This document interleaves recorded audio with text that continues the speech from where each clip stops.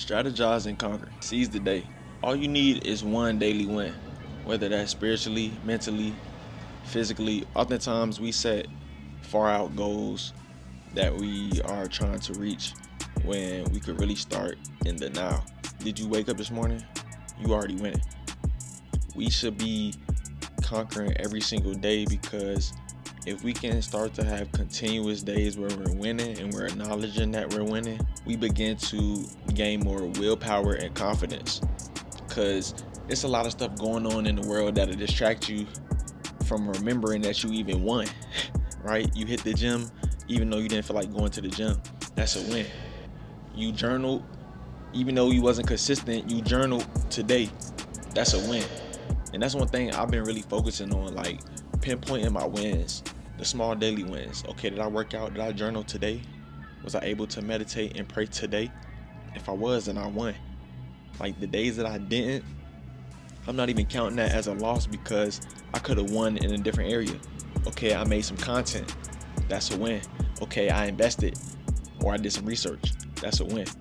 Once we start to pinpoint these wins, we start to rewire the mind and the brain to have the winner effect, which will gravitate us towards more wins. And this is why philosophy is so important, because the mind is everything, right? It's a great parable that says, as a man thinketh, so is he. But it's not even about what you think. It's about what you're doing as well. And it's about what you think about what you're doing. And I know that sounds crazy, but it's really just, it's all perspective. I'm making content right now. This is a win because I'm gonna upload it and I'm gonna put it out there. So essentially I won, because I could have been doing something else. And even if I was doing something else, that probably would have been a win, even though I didn't make the content. So like having this type of ideology will help us conquer faster, right? It's a war strategy called Blitzkrieg that the Germans used in war, which was basically just full out assaulting and attacking the front.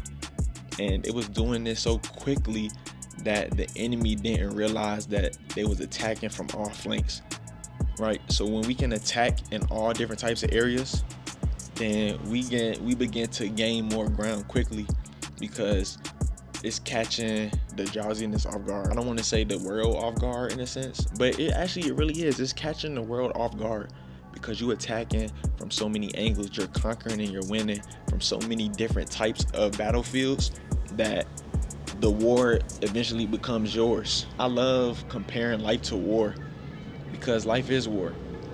And when I say war, I'm not even talking about like physical violence. I'm talking about strategy and mindset, because war begins in the mind, right? Wars aren't really fought in the battlefield. They're fought in the mind. They're fought at the round table with the generals talking, whether they're going to do a ceasefire or a treaty, or them strategizing the move. The soldiers are just collateral damage. They're the ones that have to basically suffer or put themselves on the line for a greater cause that they might not even know about. And that's the whole point of war. Like, you don't want to lose men, but they're collateral damage. They have to go fight the war while you're strategizing it on the back end, right? You're making the calculated moves. And basically I be using my mind as a war, right? Like, I send out my own soldiers and in my mind in different areas. Okay, I'm tagging here. All right, I might have lost a couple soldiers here, but we're about to do this. We're going to keep attacking. We're going to keep going. And that's really like what's super important. That's why I love war. I love strategy, because it's all philosophy, right? Like, great generals know that. That's why they play a lot of chess. That's why we say chess, not checkers, because when you're playing chess, you already see the end game. You know that you're going to lose pieces, but it's part of a greater plan that others may not be able to see yet. When it comes down to that, we just have to continue to shape our philosophy and adapt new mindsets for conquering, right? You might have to adapt your strategy. One day you might be charging.